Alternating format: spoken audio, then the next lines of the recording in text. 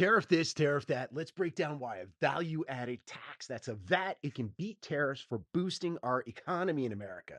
Think of it like choosing a smooth, well oiled machine over a clunky, old, hard to maintain engine. So a tariff is just a tax on imported goods. It's going to raise the price of foreign products and it can spark a retaliatory cycle. If we tax imports, other countries can tax our exports back. And that kind of tit for tat is pretty bad for customers and businesses. Stuff gets expensive. Now, value added tax, that is a tax on the value added at each stage of production and distribution.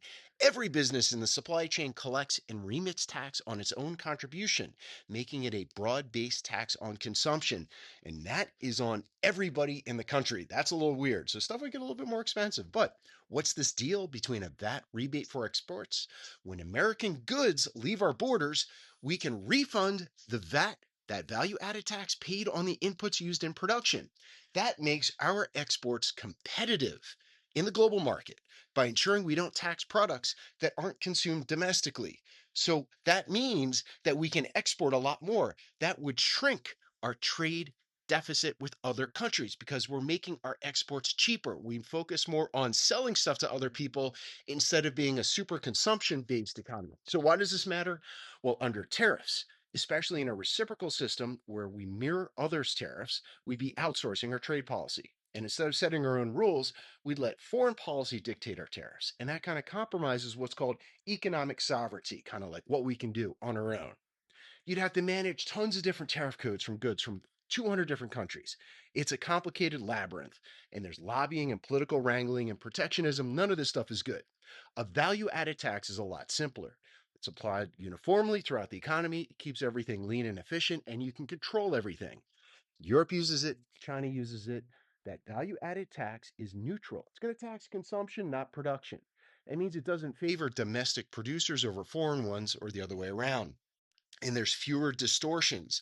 That means the market operates more efficiently, and that leads to lower prices and higher growth. People are going to be upset because, yeah, value added tax is going to raise prices a little bit, but we're looking at decreasing our trade balance, our trade deficit. That's what everybody's worried about. Now, that would offer a steady revenue stream, and it's not messy with all the retaliations we're seeing from a tariff war. Revenue from the value added tax can help reduce other distortionary taxes so they can boost economic productivity and consumer purchasing power. We don't talk about it because we probably don't like it.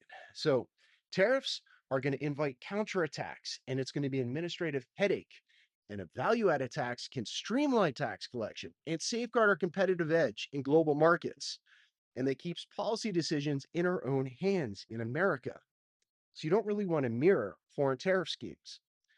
That can be relatively simple if we put it in place, kind of copy what other countries have done, like in Europe and in China, and nobody can really retaliate. That can export more cars, for instance. And then the other problem is we have to start making stuff that other countries want to buy at price points where they want to buy. That can kind of help. And maybe building smaller, cheaper, and more efficient cars can help America reduce its trade deficit. We'll see.